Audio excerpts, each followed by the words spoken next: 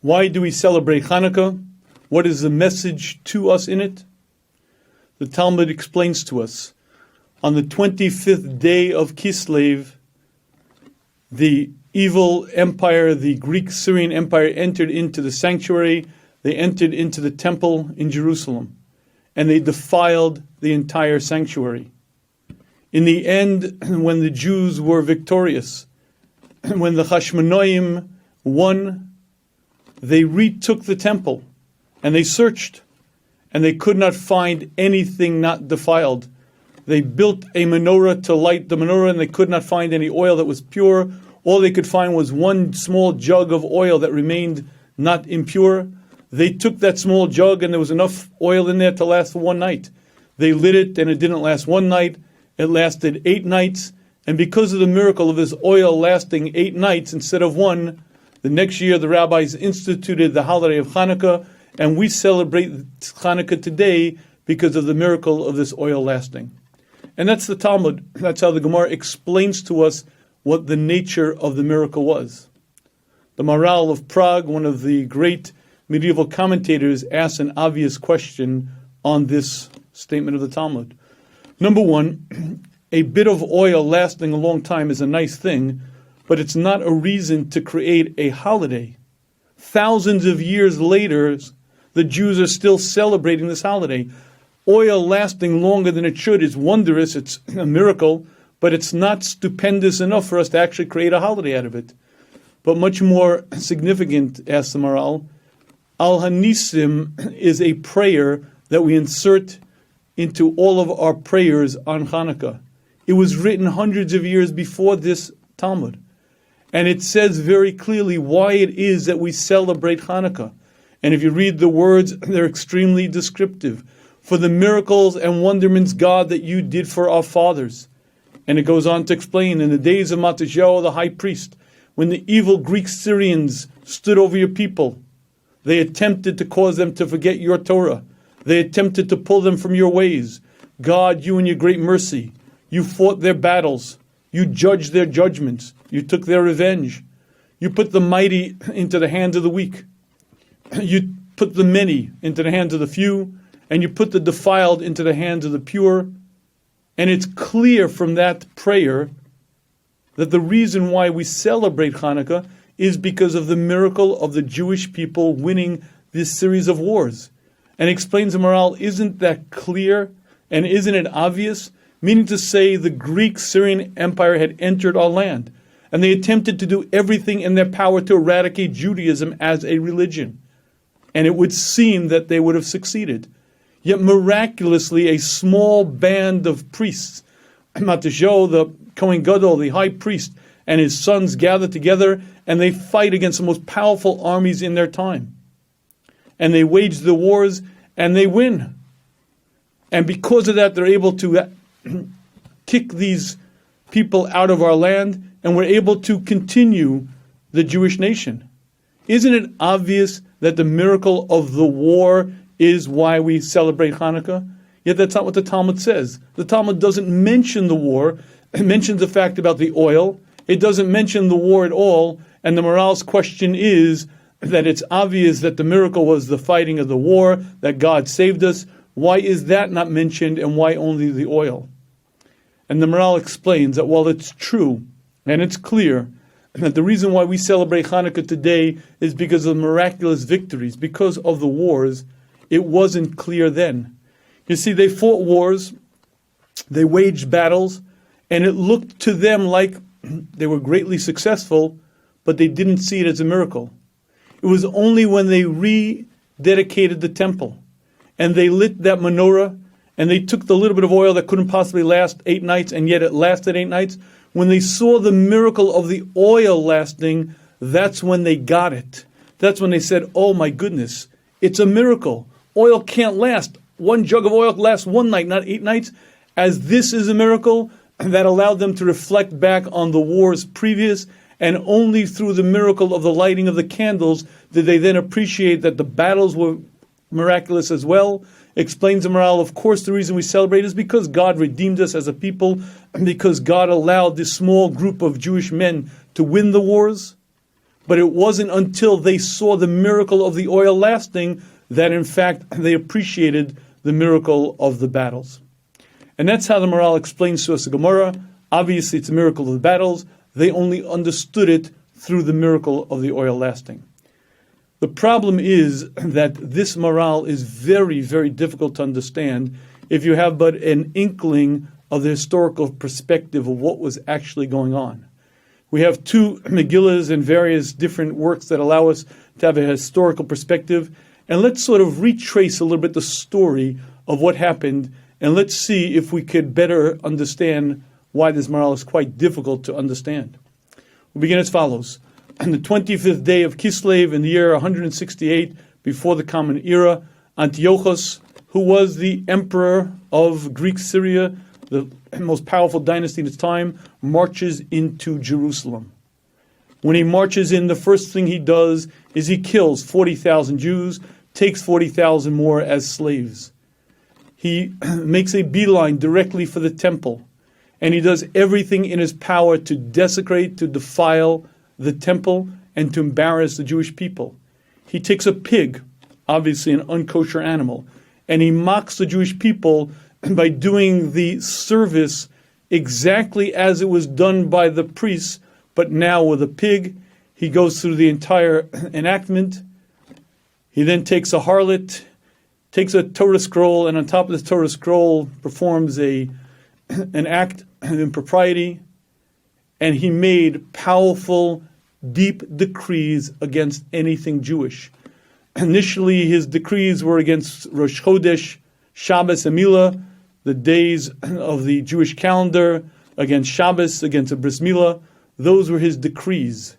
But his decrees didn't end that way, and his decrees were not something that were just easily missed or disobeyed. There was a punishment in his dynasty. In any land that he took over, if he made a decree and you violated it, you were summarily killed. The Megillah tells us that many, many times women, despite the fact that it was forbidden to give a circumcision to their child, gave a circumcision, and the punishment was simple. They would hang the mother and hang the baby around the mother's neck, and both would sit there for the birds to eat their flesh. And the Megillah brings down many beautiful stories of people who dedicated their lives, gave up their lives to remain loyal to the Torah.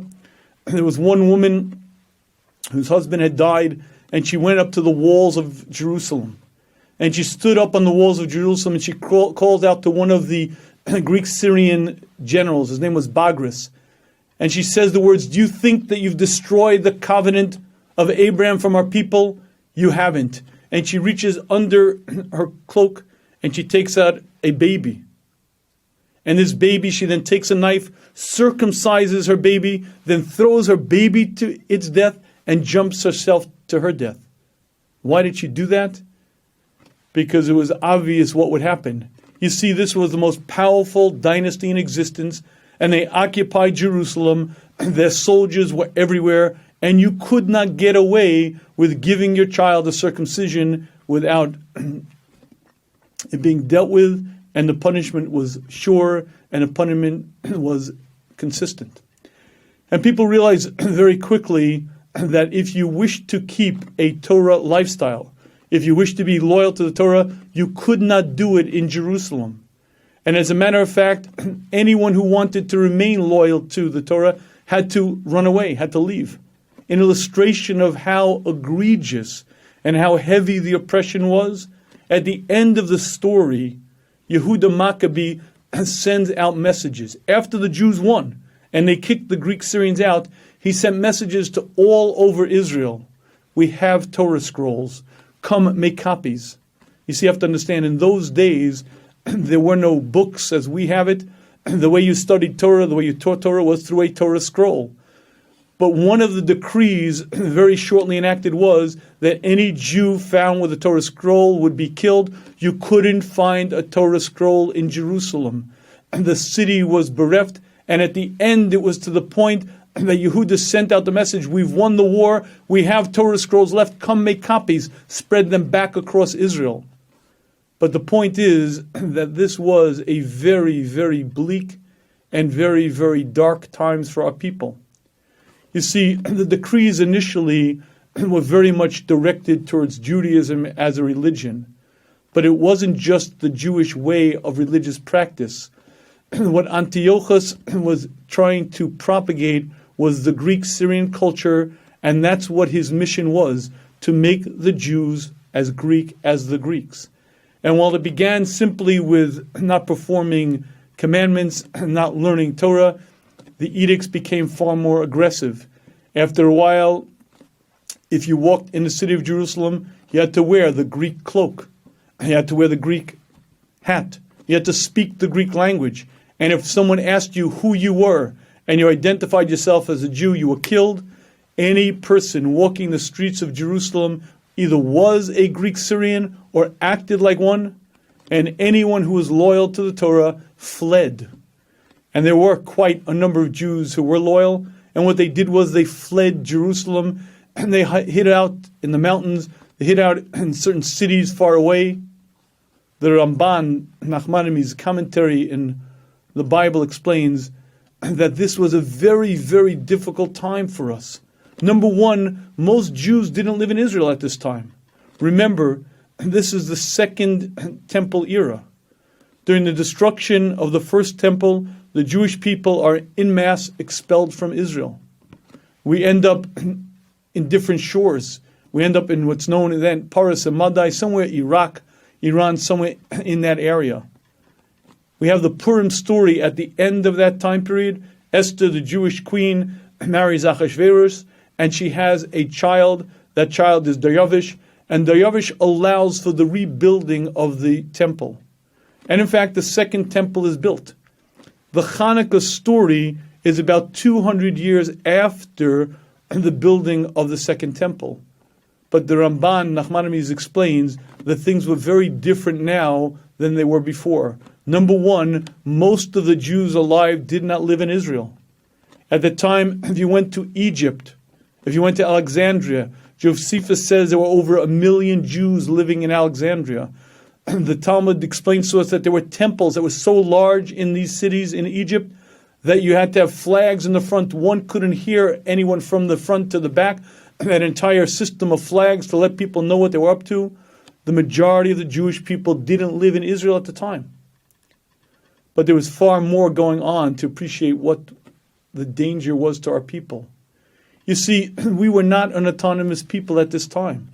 When Daryavish, the son of Esther, allowed for the rebuilding of the Second Temple, it was under the permission of the powers to be. We were considered a vassal state then originally to what was known as Paras and Madai, the Persian Empire. The Persians lost power. In 319, before the Common Era, Alexander the Great becomes the world power monarch of the earth. And he began spreading Greek culture. He was very favorable to the Jews, and he allowed us to practice our religion well and freely. But he died. His monarchy was split up. And in 175 before the Common Era, not that many years before the Chanukah story, Antiochus, the king, comes to power. And the Megillah describes him. Since the time of Alexander the Great, there was never such a powerful king. We, the Jewish people, were under his direct dominion. We had no army of our own. We had no police force. Anything that occurred before he entered Jerusalem was with his permission. We were subservient. And the Ramban explains that if it weren't for the miracles that occurred, if it weren't for the Chashmonaim, these few bands of priests who joined together, Torah would have been forgotten from Israel. The Jewish nation as a nation would have ended. It was a very difficult, very bleak time, and the odds of us succeeding were very, very slim. You have to appreciate what's going on here. The most powerful nation in the world has ruled over our land for hundreds of years now. For many years we were allowed not autonomy, but we were allowed to act as Jews. And now, in force, the most powerful monarch enters our cities, makes these decrees with death penalty. We have no army. We have nothing with which to fight. We have no infrastructure. And needless to say, the Jewish people would have been eradicated. But if that's not bleak enough, there was another dimension to this that made things even less likely that you and I would still be here today discussing it. You see, let's ask the following question. In 168 before the Common Era, Antiochus attacks. But how did he get into Jerusalem? Even though it's true he didn't have standing armies, but Jerusalem is a mountain surrounded by fortified walls. Throughout history, attacking Jerusalem was something that was impossible to be done because the walls of Jerusalem are powerful, fortified, and by all rights he should not have been able to get in. It should have been impossible for his armies to have entered the city. How did it in fact happen? Well, it happens to be that there was a wave within the Jewish people for the past 100, maybe 50 years, even more strongly. There was a wave called Misyavnim, the Hellenist Movement. There were many, many Jews who took it upon themselves to adopt the Greek culture, and they became more Greek than the Greek. They viewed themselves as Greeks. They asked permission years before the Chanukah story to rename Jerusalem Antioch after Antiochus. They wished for Israel to become not just a vassal state of the Greek Syrian dynasty, but to be effectively part of it. And their goal in life was more than anything to make the Jewish people a Hellenistic society. As an illustration, we have today something known as the Olympics. Now, as you know, the Olympics have some ties back to Athens, to the old Greek games, but the Olympics that we have today are very, very different than the games that were played back then. Then it was part of the culture. The Greek-Syrian culture was eat, drink, and be merry, for tomorrow we may die, the worship of the body. They had temples. Their temple was the gymnasium. And in their gymnasiums, they did various things. They served their idols. They also used to do their various activities, including wrestling. And of course, many, many Jews who tried to be like the Greeks, more Greek than the Greeks, did everything in their power to ingratiate themselves with the Greeks. And they practiced these various sports, and they practiced these various activities. Well, here's an interesting observation. If you wrestle like a Greek, you've got a problem if you're Jewish. Because you could play basketball, maybe you could play football. Sandy Koufax could be a great baseball player. But Greeks wrestle naked, and a Jewish man has a circumcision. And how are you going to be like the Greeks when you're clearly distinct and different? Many, many Jews underwent a very painful, difficult operation to make it appear as if they were not circumcised because they desired greatly more than anything to be one with the nations around which they were surrounded. The Megillah tells us that they offered a bribe.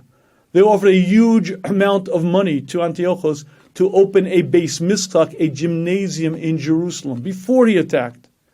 They offered a huge bribe. Why did they offer a bribe? They wanted this gymnasium because the gymnasium was not just Greek culture, it was their idols, it was the entire issue, but it required tremendous amount of fortifications. And they realized that Antiochus didn't want to cause a potential rebellion. And they realized he'd have to send thousands of soldiers to protect it. One of the Megillahs opens up by saying to us that they paid a huge ransom to Antiochus to put this gymnasium in Jerusalem, and with their blessings, with their money of the Jews, they built this gymnasium. There were many, many people who were Jewish, who were not just on the Greek-Syrian side, they were rooting for them, more Greek than the Greeks. And according to many, the way that Antiochus entered the cities of Jerusalem and the various cities of Israel was the Hellenists, the Jewish people, opened the doors for him. Our Savior, please come in. We have to get rid of these Torah loyalists. We have to get rid of their old-fashioned ways. We need your redeeming ways. So let's focus on what's going on here. For over 200 years, we're in our land, but not really an independent people under the rulership of the various powers that be. Antiochus is the most powerful king in decades, maybe in over a century. And he sets his eyes on Jerusalem. And he enters the city. And he enters the city and makes decree after decree after decree against Judaism to the extent that the city was desolate. And many cities just like it throughout Israel were completely bereft of anyone Jewish. But even more difficult was the fact that within our own ranks, there were countless spies. You didn't know who the man next to you was. And if you were a Torah loyalist and you wished to keep the Torah, you had great difficulty. Number one, you had the enemy within your land. Number two, within your own people, there were many, many people who couldn't be trusted. And if you like a perspective on how bleak the situation was, on how unlikely it would be that the Jewish nation would continue, I'll share with you one anecdote from the Megillah.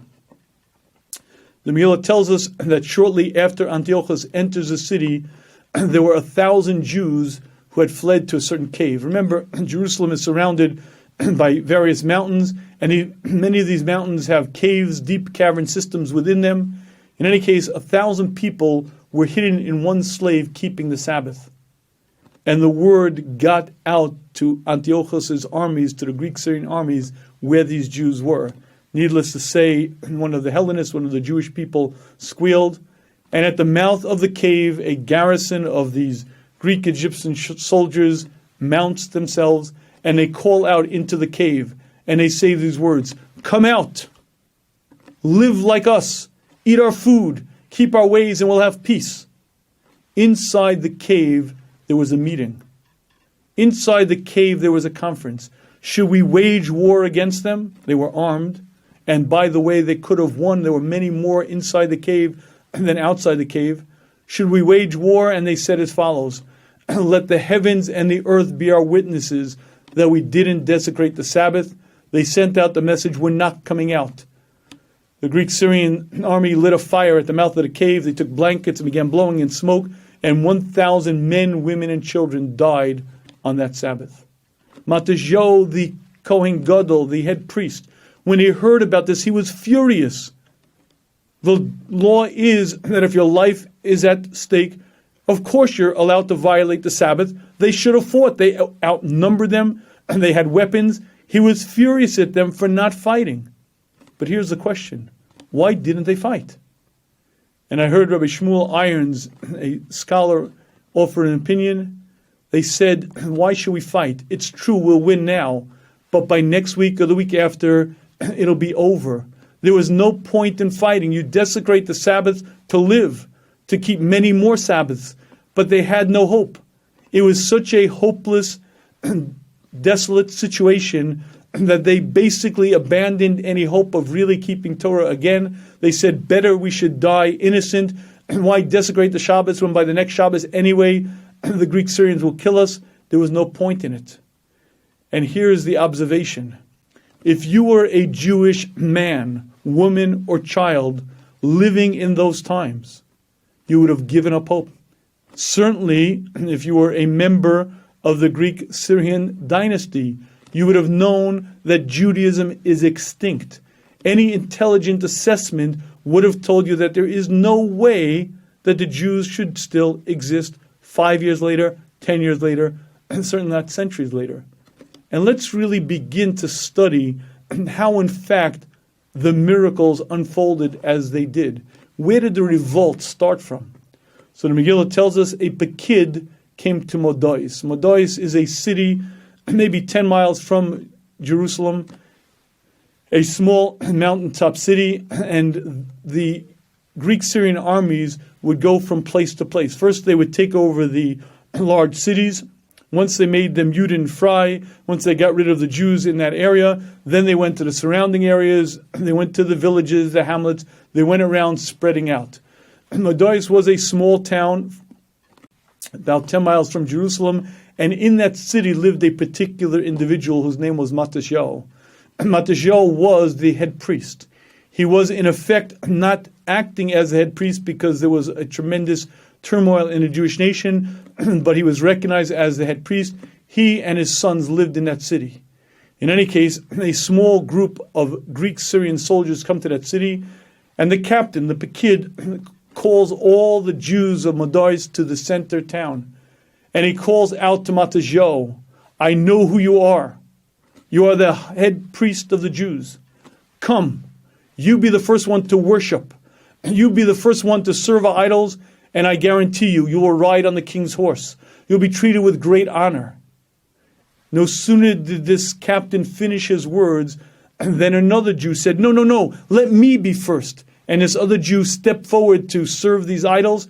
Matashel was a Kohen, a priest, has a certain vengeance and zealousness to God. He took out a sword and killed that Jew. And then he killed that captain. His 5 sons were also armed. They began slashing, killing, and they killed that small group of Greek Syrian soldiers who had come to convert them. And immediately, Matashel and his 5 sons ran. They fled for the hills.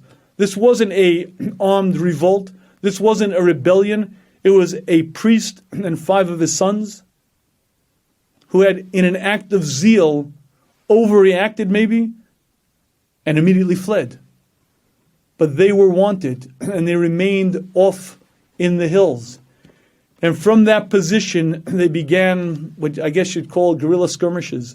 They'd wait for a few Greek Syrian soldiers to pass, and they'd jump them. And the word began spreading that the head priest, Matashel, has gathered people with him. If you're loyal to the Torah, come join us. And they began joining. People began joining. And after a while, you had people who were joining them, but there was no war.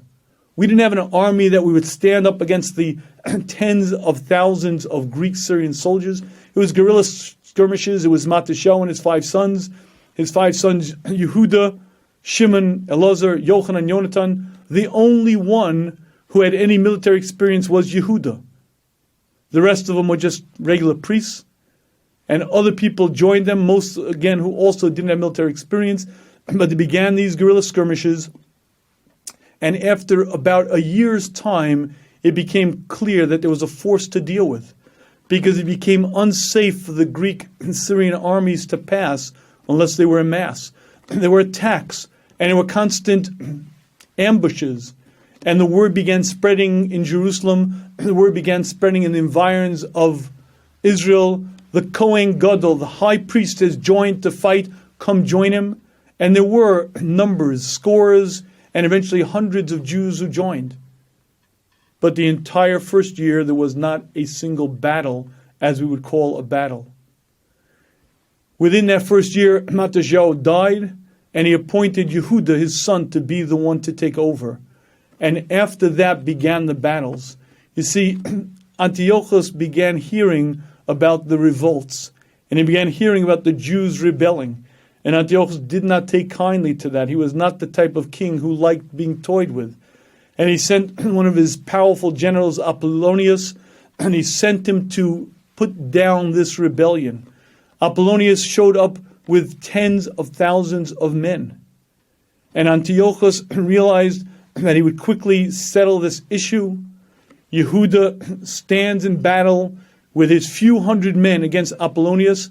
And not only did the Jews win that battle, they killed Apollonius, took his sword, and it became known that the Jews are forced to deal with. And Antiochus realized he had a problem. Because if Jews were rebelling in this area, people could rebel in other areas. So he sent Siron, his second general. Siron took it as his personal responsibility to kill Yehuda. Now, as a side note, since the time of Moses, before the Jewish people have entered into battle, there is a procedure that we follow. We repent. Battle is quite dangerous. It's obviously a situation that endangers a person's life. And before a Jewish soldier would enter into battle, he would repent. Similar to Yom Kippur, he would clean up whatever he had done wrong and repent so that he'd be in good standing. And from the time of Moses, this has been a standing way in the Jewish people. Yehuda and his men understood that Siron was coming with thousands and thousands of foot soldiers, cavalry, and they understood that they were tremendously outnumbered. And they decreed a fast day, and they fasted.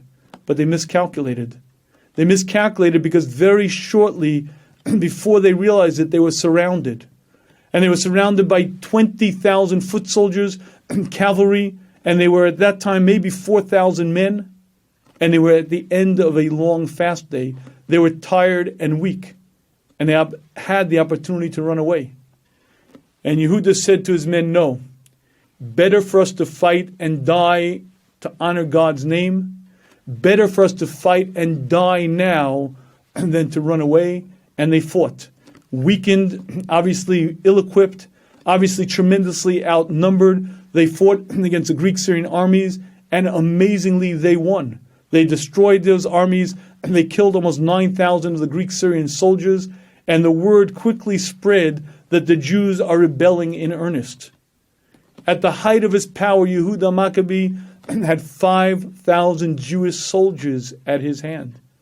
It wasn't a force of global proportions, but it was enough of a force that Antiochus realized he had very serious problems.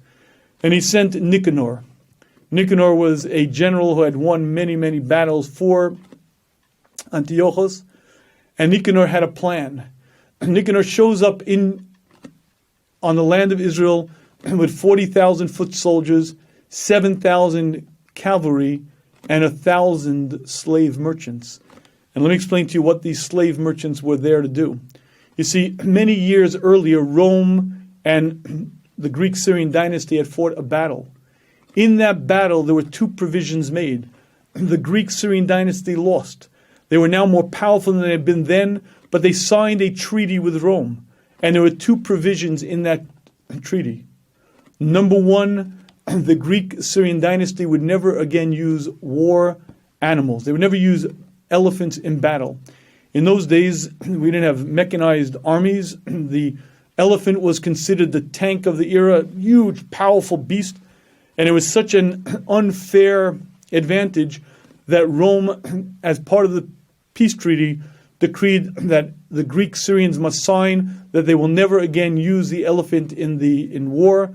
That was one provision in the treaty. And the second provision was that every year the Greek Syrian dynasty must pay a tax to Rome, 2,000 talents of silver.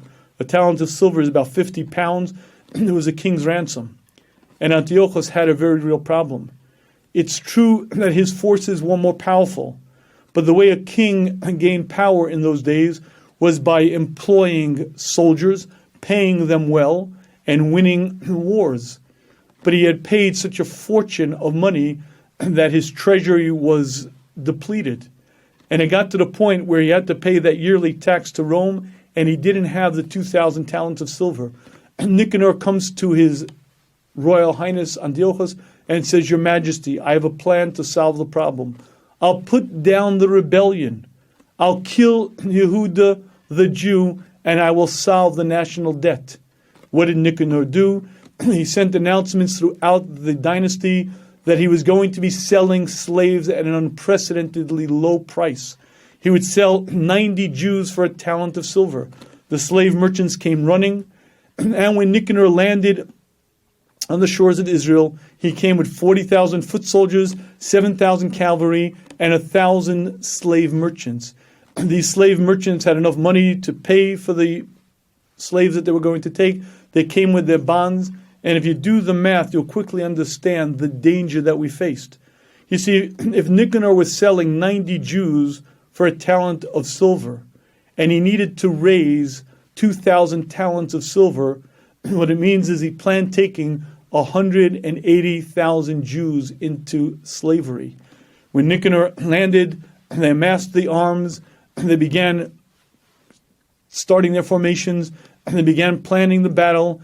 And against this armed force, tremendously organized, tremendously mechanized, stood Yehuda Maccabee and his 5,000 men. And needless to say, it was going to be a romp, and it was going to be a destruction of the Jewish people. But if you don't understand how unlikely it was that Yehuda should win this war, let me add one more detail. When Nicanor landed, he had 40,000 foot soldiers. But along the way, he picked up another 20,000 volunteers, and many, if not most, Jewish people who wanted to finally get rid of this problem, the Jewish problem, the Torah loyalists, this Yehuda and the priests who are embarrassing us, who are fighting against modernity, who are fighting against the next stage of human development. And in fact, it was 60,000 plus 7,000 cavalry against Yehuda's 5,000 men. And not only did they get destroyed, the Greek-Syrian armies, but they were romped dramatically. Soldier after soldier were killed out. Yehuda and his men forced them to flee. There wasn't a battle that they lost, and they killed tens of thousands of these Greek Syrian soldiers. And at this point, Antiochus realized he had a very real issue at risk over here, because it really seemed that even though there were very few, they were clearly brave, clearly successful, and his best generals couldn't succeed against them. And Antiochus realized that it was time to play his final gambit. He couldn't afford to lose Israel, because losing Israel would have meant not just Israel, maybe his dynasty, because the embarrassment. At that point, he decided to break that treaty with Rome. Not only didn't he pay the tax, but he sent out the next garrison of soldiers. He sent out a tremendous cavalry, tremendous infantry, and he sent out legions of battle elephants. And the Megillah explains to us that when these battle elephants began their charge, there was nothing that could stop them. Have you ever seen a horse in a riot situation? A powerful horse weighs 2,000 pounds, and it can plow through an entire line of men. You can't stand up to a horse. Not hundreds of men can't, because a horse is a powerful beast, and when it starts raging, there's nothing that men can do. This was hand-to-hand combat. A horse is powerful, but it only weighs 2,000 pounds. A fully grown elephant will weigh in excess of 10,000 pounds, maybe as much as 12,000 or 14,000 pounds. The trainer would feed these elephants these grape rinds, which made it enraged. They would cover the elephant in armor. On top of the elephant was a basket in which archers would sit, and a row of elephants would begin the charge, and there was no force on earth that could stop it. And when the next Greek Syrian soldiers came, it wasn't just tens of thousands of men. It wasn't just thousands of horses. It was an entire company of war elephants. And during this Megillah, the Gemara tells us that Shimon got his name. One of the sons of Matasyahu got his name Shimon Memit Pilim, Shimon the elephant killer. Elephants would come charging. Shimon would duck down underneath the elephant. He would reach up with a sword, cut the entrails, jump out. From elephant to elephant, he would kill them. At the end of this war, they looked for Shimon. They couldn't find him, not amongst the living, not amongst the dead. Eventually, they found him under a collapsed elephant. But astonishingly, Yehuda and his men won this battle as well. But this battle was different. This was the final battle, and not only did they beat the Greek Syrians, they actually forced them to leave the land, and they kicked them out. And on the 25th day of Kislev, Yehuda HaMaccabi said to his men, Na'ale Yerushalayim, let us go up to Jerusalem. 168 before the Common Era, on the 25th day of Kislev is when Antiochus entered the city of Jerusalem. 3 years later, on the very same day, the 25th day of Kislev, Yehuda said to his men, let us go up to Jerusalem. And they marched up to Jerusalem ready to rededicate the temple. And when they entered the confines, the courtyard of the temple, they immediately tore their clothing and put on ashes and sackcloth. Because when Antiochus entered that city 3 years ago, it was the most beautiful city in existence. And the temple and its courtyard and its vessels was the height of pristine beauty. But what happened was that immediately all of the golden kalim, all of the vessels were stolen, everything was destroyed that could be destroyed. But after a while, no one was there. You see, initially it was great fun to mock the Jews, to take the pig and slaughter it and go through the whole routine. But after the Jews were no longer Jewish in Jerusalem, there was no sport in it anymore. The place was abandoned. There was grass growing in the cracks. The walls were filthy. It was desolate. And the first thing Yehuda and his men began doing was cleaning and cleaning. And the menorah that they lit didn't exist. There was no golden menorah that we read about in the Bible.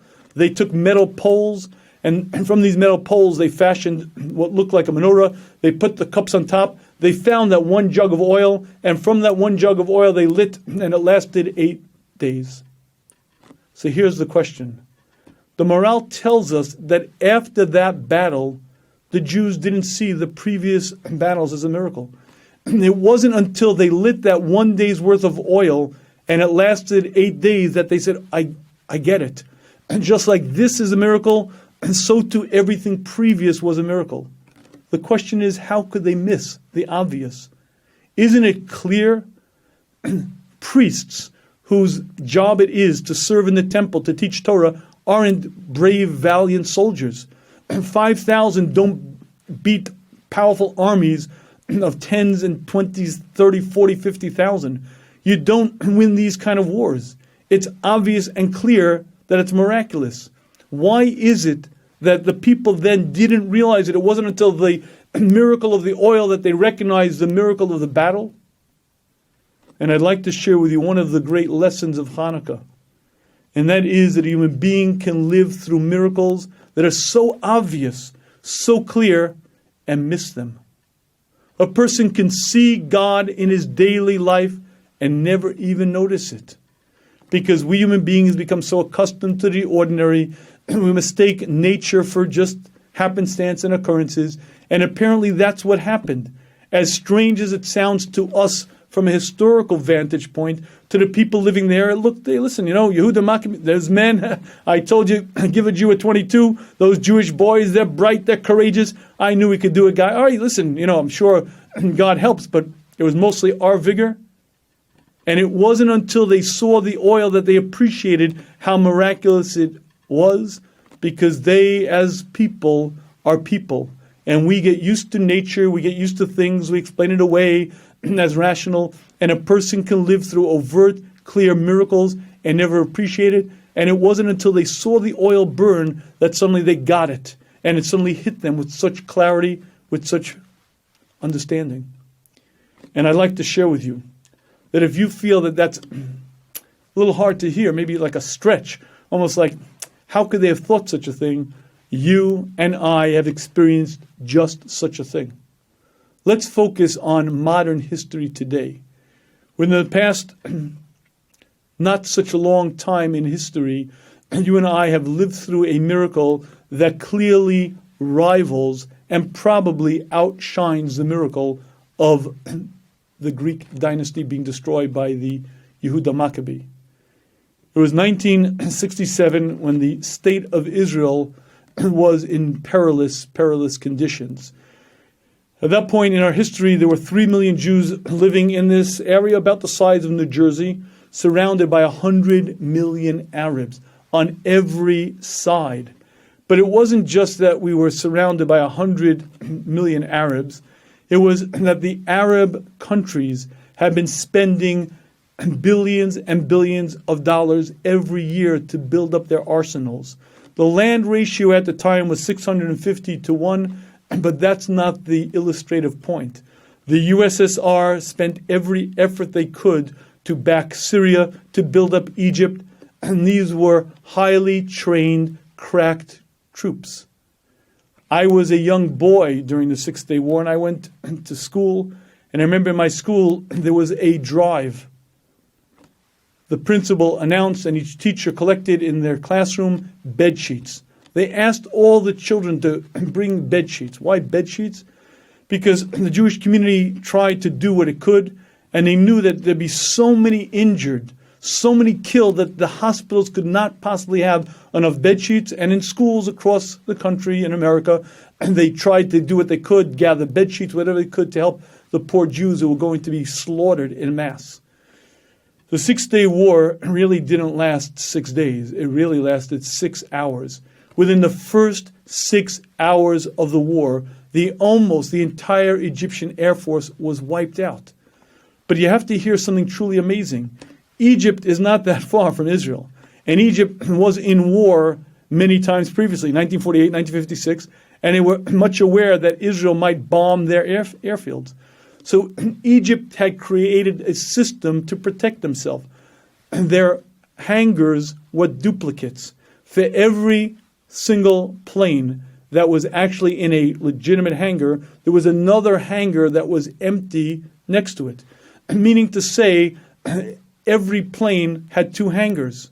So that even if the Israeli Air Force would bomb the airport, and even if they would hit the hangars, there was only a 1 in 2 chance of them actually hitting the hangar with a plane. So therefore, at least 50% of the planes would be saved. They made an interesting discovery after the war. when they examined the airports, the Egyptian airports, they found almost every bomb was a direct hit on the hangar that contained the planes. The decoy hangar next to it, which wasn't visibly different, were almost left untouched. And almost the entire Egyptian Air Force was wiped out, at which point Israel had superiority of the air, and they went on to fight a bitter, bitter war, but won it with such clarity, such incredible victories. We took the Golan Heights, we established this huge part of the Sinai as part of Israel, and it was a romp. But you have to appreciate how unlikely it was. Surrounded on every side, not one front, but on every front, and against such military forces trained by the USSR. Remember, in those days, Israel was always afraid to shoot down a MiG. If there was ever an Egyptian or Syrian plane that flew over the Israeli border, they were afraid to shoot it down because it might well be flown by a Russian pilot. There were so many Soviet pilots training the Egyptians, training the Syrians, that you didn't know who was flying the plane. But not only did Israel win that war in 6 days, they won it in a way that seems miraculous. Let me explain to you what I mean. After the war, there was a thesis given to the West Point senior cadets. As you know, in the United States of America, the prime military academy is West Point. And there was an article in Time magazine that the West Point senior cadets were given a thesis. Their project was to plan the taking of the Golan Heights. Their job was to study the topography, study the strength of the Syrian enforcement, study the Israeli troops below. And this was their senior thesis, as they were to be future army officers and leaders. They had to understand battle strategy. So their senior thesis was to plan the taking of the Golan Heights. They had access to the greatest military minds at the time, access to whatever computer models were available. And after a few weeks, they came back to the professor who gave them the thesis, and the senior said, "Sir, we'd like to ask for a different project." And the professor said, "What's the problem?" And they said, "We studied the topography. We studied the heights of the Golan. We studied the weakness of the Israeli troops and the strength of the Syrian encampments. We cannot plan a taking of the Golan Heights because it can't be done." The professor analyzed the data, agreed with them, and gave them a different thesis. But here's the point. The Golan Heights was taken, as well as Sinai, as well as repelling our enemies on every side. And when you study the incredible odds against it happening, and when you study the fact that Israel has been beleaguered and attacked time after time after time, and it's now recognized astonishingly as the superpower of the area. It's now considered so powerful that it could alone beat any one of its enemies as well as all of them together. Yet according to the ways of nature, it never could be. In 1948, there were 650,000 Jews who occupied what was then known as Palestine. Surrounded on every side, they were attacked. Miraculously, they won. And they built up this structure called Israel, this modern nation that has such technological advances, such computer concepts. It has advances which very, very few countries have. There are very few countries that have the chutzpah to send up a satellite. China does. Countries of that ilk do. But Israel is not quite on the same scale as these countries. And yet, not only do they send up satellites, but they have technological advancements, they have military advancements that are absolutely astonishing. And not only have they managed to rebuild this land, it's populated and it is built up to an extent that's hard to imagine. And if you would like to see a miracle, let you and I focus on one simple fact. For almost 2,000 years, the Jewish nation were oppressed, tortured, and thrown from exile to exile. Name me a country that we weren't thrown out of. Find me a continent that didn't expel us. We were clubbed, gassed, beaten to death, every imaginable torture used on the Jewish people. And then astonishingly, not only does this Jewish people survive, they reclaim the very land that they were thrown out of 1,900 years earlier. But not only do they reclaim it against such odds and against such animosity, with so little support, they build up this nation They build up this country and they win war after war after war. Is there a thinking human being who could look at it and say that it's anything other than miraculous? To have a small band of Holocaust survivors who somehow recreate this nation. And when you see the Jewish people occupying our land, keeping the ways of our father, keeping the same Torah, keeping the very same things that were done for thousands of years, you see God, you see his people, you see miracles. And yet, many, many people look at it and say, well, Israelis, oh, those boys are sharp. That's got some Israeli sabra chutzpah. Yeah, they can show those boys. And a person amazingly could look at it and not see the hand of God. And if you'd like to see the hand of God, just open a single page of Jewish history and study the strange phenomena. Hated and oppressed, yet it alone remains. Reclaims its land, rebuilds it up, and study the wars. You'll see the hand of God. If you'd like to understand what the morale is telling us, he explains to us that even though the Jews then fought wars, they appreciated it was God's help, but they didn't see the miracle of it. It was only when they saw the light of one day's candle somehow lasting for 8 days, they perceived the miracle of that, and then they were able to understand the great miracle of the battles. And I believe the lesson for us is to study our own lives, to see God in our world, to see the miracle of God's involvement, and then to appreciate that everything we, the Jewish nation, have experienced is in the category of miraculous. And to appreciate, in fact, that God runs this world, God controls the world, and God keeps his Jewish nation where they're supposed to be, as they're supposed to be. And I want to finish with one last story. There's a book that was written after the 6-Day War. The book is called The Soldiers Speak. And the book is a compilation of stories. Almost all of them were secular Jews, certainly before the war. And the story of basically what the soldiers were going through. It's called The Seventh Day, The Soldiers Speak, meaning after the 6 days of war, now the soldiers who fought in the battles tell over what happened. And you read about incredible stories, soldiers running through hail of machine gun bullets and remaining alive untouched. In any case, there's one story in that book that I'd like to share with you. It's a story of a young kibbutznik. Again, at the time, he was completely secular. And he was in a Jeep battalion, he with a number of other soldiers. They were poised near the Sinai Desert. And no sooner was war declared than they were given the mission to make a beeline straight through the Sinai Desert. And he explains that that's exactly what they did. They rode through the desert. Now you have to understand there's sand being kicked up all over. So very quickly they couldn't see, not in back of them, not to the side of them, but they were following where they needed to go. And they're driving and they're driving and they're driving. When they're about 50 kilometers deep into the Sinai Desert, they realized that they were alone. There were no Israeli support troops. No one else had come with them. Apparently something had happened to the rest of their company. And they were one lone Jeep, deep, deep in the Sinai Desert.